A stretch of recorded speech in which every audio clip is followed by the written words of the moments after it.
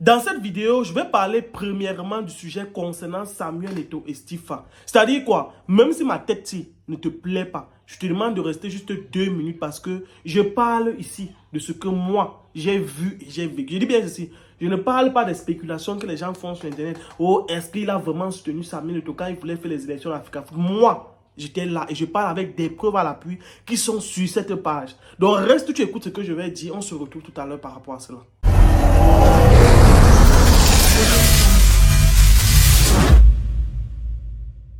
Salut à tous, c'est Hens, bienvenue dans cette nouvelle vidéo. Encore une fois de plus, on se retrouve pour échanger, parler d'un sujet qui de près ou de loin concerne notre communauté. Ici, on parle notamment de ce qu'on a vu, on a entendu, et si possible, bien évidemment, on donne un peu notre avis. Alors, avant de commencer cette vidéo, je tiens à repréciser. J'ai dit que je parle de ce que j'ai vu à mes deux yeux, ce que j'ai vécu. Et donc, je peux avoir les preuves. Si on me demande un jour, est-ce que ce que tu as dit, parce que j'ai vu certains commentaires qui ont dit, est-ce que Steve a vraiment soutenu Samuel Eto'o pour son accession à la FECAFOOT? J'ai vu des commentaires qui ont dit, oh, c'est toujours comme ça que tu parles. Oh, c'est monté, c'est ça. Je ne parle que des sujets que si je ne connais pas, je vais vous dire ici, là, je n'ai pas d'éléments et vous saurez que je ne connais pas. Alors, avant de commencer, je resitue bien le contexte. Donc, il y a de cela quelques jours, les Lions indomptables ont effectué une mauvaise prestation lors de la CAN en Côte d'Ivoire. Et il faut noter que ce n'est pas la première fois que les Lions indomptables effectuent de mauvaises prestations comme ça pendant les compétitions officielles. C'est-à-dire quoi? Depuis un certain temps, on s'attend. Depuis un certain temps, on n'a que des situations assez désagréables avec nos joueurs d'équipe nationale. Alors, suite à ça, ça a vraiment créé un soulèvement de tension. C'est-à-dire, beaucoup de personnes sont fâchées vis-à-vis du sélectionneur, manager, entraîneur et aussi du président de la confédération africaine, de la fédération camerounaise de football. Donc, les gens sont fâchés contre ces deux personnes parce qu'on se dit quelque part, si le sélectionneur n'est pas efficace, pourquoi le garder à ce poste-là alors qu'on peut prendre des gens qui feraient mieux? Alors, suite à ça, beaucoup de personnes, beaucoup de Camerounais se sont indignés. Notamment, on a eu des sorties, même sur cette page, il y a eu plein de Camerounais qui ont fait des sorties que j'ai publiées ici. Et il y en avait tellement, mais je n'ai publié que quelques-unes.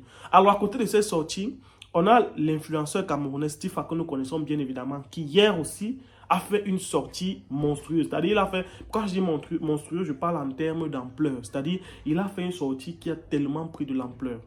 Et dedans, il a énoncé plusieurs faits concernant le fait qu'il a soutenu Samuel Eto'o pour l'élection de la FECAFOOT. Et Samuel Eto'o ne lui a rien donné. On s'attendait à bien plus que ça. Et tout, et tout, et tout. Bon, concernant l'élection de Samuel Eto'o à la FECAFOOT, moi, je parle de ce que j'ai vu. Je me rappelle, et quand je parle de ce que j'ai vu, si vous allez sur ma page, vous fouillez l'historique de ma page, vous allez vous rendre compte qu'il y a les photos de la période où Samuel Eto'o entré. Moi, je parle de quelque chose qui s'est passé, je crois, en 2020-2021. À cette période-là, je travaillais, bref, comme depuis, je travaillais avec Stifa. Et à ce jour-là, je me rappelle très bien. C'était un jour, je crois, un mercredi ou un jeudi comme ça. Et c'était la période des élections. C'est-à-dire quoi? On a managé, vous avez même vu, c'est passé à la télé. Il y avait énormément de gens qui étaient réunis là pour attendre Samuel Eto'o depuis le matin à 6 h. Samuel Eto'o est arrivé ce jour aux environs de 14, 15 h, voire 16 h comme ça. Mais il y avait des gens qui étaient là depuis le matin à 6 h pour attendre Samuel Eto'o. Ce jour, il y avait le feu Cabrel Najib, il y avait Miraldor, il y avait moi, et il y avait Stifa comme influenceur, comme vraiment personnalité publique assez influente. Mais nos alentours, les médias, le public, et tout. Donc du coup, pour ce jour, je ne peux pas affirmer à 100% que s'il ne lui a pas donné l'argent ou pas. Parce qu'il a dit dans sa vidéo, il ne m'a même pas donné 5 francs. Je ne peux pas affirmer à ce niveau-là parce que c'est un deal qui s'est passé entre eux. Je ne peux pas affirmer ce que je n'étais pas là, à ce niveau-là. Mais tout porte à croire que si Steve est venu déclarer à Mondovision que Samuel Eto'o ne lui a rien donné, cela prouve vraiment que Samuel Eto'o ne lui a rien donné parce que tu ne peux pas venir dire que Samuel Eto'o ne m'a rien donné, pourtant il t'a donné derrière, et voilà, j'en passe. Donc, je disais cette question de soutien concernant Samuel Eto'o pour la FECAFOOT, et Steve l'a vraiment fait. Et je me rappelle, parce qu'il y a eu la première phase c'était à la FECAFOOT Tinga. À la FECAFOOT Tinga, on est parti à la FECAFOOT Tinga. Ce jour, Samuel Eto'o était venu dans une RAV4 noire. Les RAV4, un peu comme celle que Bruno Bidjan a éraflé dernièrement, ça a fait le buzz là. Une RAV4 2020-2021, quelque chose comme ça. En fait, c'était la RAV4 qui sortait cette année là, la nouvelle forme de RAV4. Pas celle qui a le derrière bombé, non, la nouvelle forme. Donc Samuel était venu dans cette voiture, c'était lui qui était au volant, il était au côté C'était lui côté au volant. Il avait porté une chemise bleue. Il avait porté une chemise bleu ciel, quelque chose comme ça là. Avec une casquette retroussée à moitié. Parce que je dis même parce que j'étais là. Il ne parle pas de ce qu'on m'a dit. Alors après cette première phase où il est venu voter, il y a maintenant eu la gestion des résultats. C'était à Oumont-Fébé. On est d'abord rentré au bureau. Où on était où on travaillait à cette époque. Tara plus pour ceux qui connaissent. Après le bureau, on est quitté du bureau. Quand les élections commençaient à se faire, on est quitté du bureau et nous sommes allés du côté du Mont Fébé. Ce jour, il y avait le monde exagérément. La vidéo où vous voyez Stifa où Stifa et Samuel Eto'o se sont arrêtés là. C'est-à-dire comme Samuel Eto'o s'est levé, venir arrêter Stifa, que mon petit frère, dans la vidéo là, moi j'étais derrière. C'est-à-dire quoi, la salle là, moi j'étais à l'entrée. Lui, il a faufilé là, il a pu entrer parce qu'ils se sont vus les grands détails. Il a faufilé sans entrer. Moi, j'étais derrière à l'entrée de la salle là. Je suis resté là-bas. Après, on est parti. Donc, pour ce côté de soutien là, moi, je peux le certifier à 100%. Parce que j'étais là et j'ai vu. Maintenant, à côté de ça, le fait que Steve F soit venu à Mondo Vision donner ses impressions par rapport à la gestion de notre football, c'est tout à fait normal. Ça, je le concède. Parce qu'il a raison de venir dire, voilà. Si quelque chose ne te plaît pas dans la gestion, c'est parce qu'on est d'accord. Parce qu'il faut dire que tout ça fonctionne avec notre argent, nos agents, d'une certaine manière ou d'une autre, notre argent du contribuable. Ça veut dire qu'un Camerounais n'est pas content de la gestion de tel truc. Il a capacité à dire, vraiment, je suis à l'homme mal reçu, je ne suis pas content. Et maintenant, c'est aux autorités compétentes de cette juridiction, de ce service-là, de se rapprocher pour savoir qu'est-ce qui n'a pas marché. Alors, je pense que sur ce fait, Stifa, tous les Camerounais, nous sommes d'accord qu'il a raison de donner son opinion par rapport à cette gestion-là. Il a raison. Maintenant, où moi je ne suis pas d'accord, c'est à quel niveau? C'est que même quand on fait n'importe quoi, il y a ce qu'on appelle la réaction à chaud et à froid. Et il y a des réactions en ayant ce qu'on appelle du tact, pour ceux qui comprennent. C'est-à-dire il faut réagir face aux situations en ayant du tact. Du tact, c'est-à-dire quoi? Il y a des choses qu'on dit. Quand peut-être tu sais que tu as déjà rencontré quelqu'un et que vous pouvez être amené à vous rencontrer encore plusieurs autres fois, il faut éviter de dire, c'est-à-dire il faut toujours parler, mais avec un droit de réserve.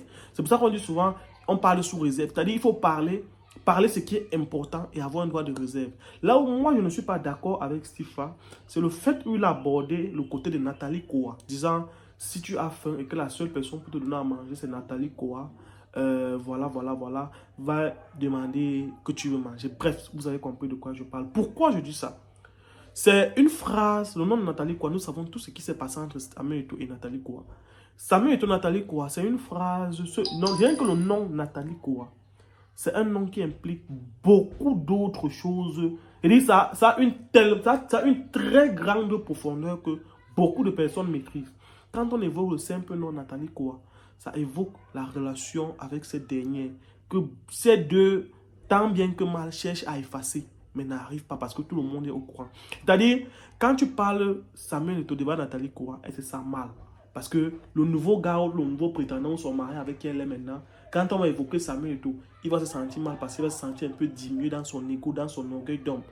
Quand tu avais Samuel Eto'o et tu prononces Nathalie Koa, la femme de Samuel Eto'o, quelque part, se sent blessée dans son orgueil de femme parce qu'elle se dit, voilà un passé qui lui colle la vie, un passé peut-être dont je n'étais pas d'accord, qui n'était pas clair, qui lui colle la vie. Donc c'est toujours un peu comme si les gens vont toujours être en perpétuel, on va dire quoi, en perpétuelle comparaison entre Nathalie Koa et la femme d'Eto'o, Maman Georgette. C'est-à-dire quoi? Moi, je n'aime... Maman Georgette, peut-être qu'elle va écouter cette vidéo. Moi, c'est une maman pour qui j'ai beaucoup de respect, vous connaissez très bien. Donc, c'est-à-dire, quand Maman Georgette va rester, elle va écouter la vidéo. C'est bien, hein? Tu as raison de te fâcher et tout.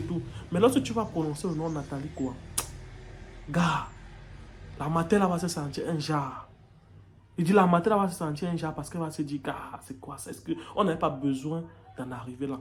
Et moi, je dis bien, concernant toute la vidéo, au départ, Stifa a raison. Je suis d'accord avec lui. Il a raison de se plaindre. Mais le sujet de Nathalie Koa qu'il a évoqué, même si c'était seulement une milliseconde, même si c'était seulement une petite erreur comme ça, n'avait pas vraiment lieu d'être. Il pouvait dire peut-être que si tu as faim et que c'est ton ennemi qui peut te donner à manger, au lieu de mourir, demande à ton ennemi, un truc comme ça passe. Mais le simple fait d'évoquer Nathalie Koa, ça a engagé encore beaucoup d'autres choses. Et moi, je pense que tu pourrais prendre ça même sur un plan simplement critique au départ. Mais rien que le fait de renoncer ce nom-là. Parce que le problème, c'est quoi? Le problème, c'est que quand tu es une personnalité, quand on est une personnalité publique en général, avant de dire les choses, il faut avoir du tact. Parce que tu ne connais pas comment ce que tu vas dire va aller. C'est-à-dire que parfois on est comme ça, parfois moi-même qui suis devant vous là, je fais une petite vidéo, tu vois. Je fais une vidéo par exemple disons, je fais une petite vidéo de peut-être, je sais pas, 2, 3, 4, 5 minutes. Mais après, quand je vois la portée que la vidéo a eu, je dis encore que waouh. Donc ça veut dire que s'il y avait dit un idem là-bas, c'est que c'est en train de se retourner contre moi. Donc c'est pour dire qu'il y a ces petits quiproquos là qu'il faut pouvoir contrôler quand on fait des choses. Je ne sais pas si on se comprend un peu. Donc, ça c'était mon avis par rapport à ce sujet. Je dis, je ne condamne personne, mais je pense qu'à ce niveau-là, ça n'a pas été vraiment bien fait. Sur ce, c'était mon avis par rapport à ce sujet. Dites ce que vous pensez en commentaire. À très bientôt. Le Cameroun, c'est pas fini. Ins.